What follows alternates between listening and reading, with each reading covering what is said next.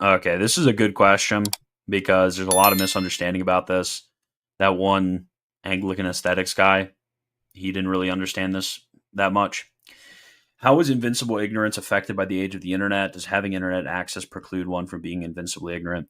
And I actually take the controversial position, which I think is upheld by the tradition, that simple access to more information uh, pr- does not actually result in a higher necessarily result in a higher degree of those who are not ignorant. Okay.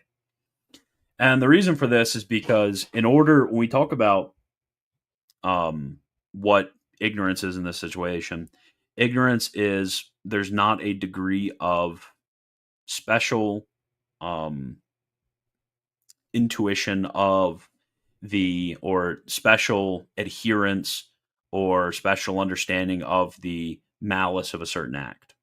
Okay.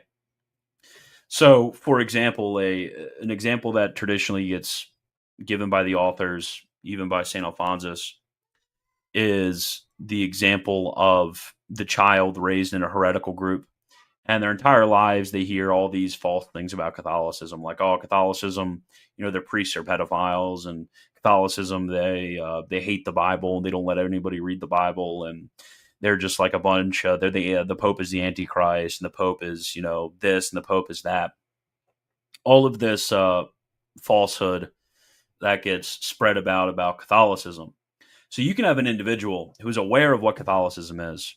They like know what Catholicism is. They know what Catholicism claims, but this person is still not culpable for their ignorance of the true religion. At least it can happen that this person is inculpable for their ignorance of the true religion. So the lack of ignorance is not merely the fact that you read the Wikipedia page about Roman Catholicism or that your parents told you about the existence of Roman Catholicism. That's not the case. It's rather something which results in a degree of moral hesitation um, when one is informed about something.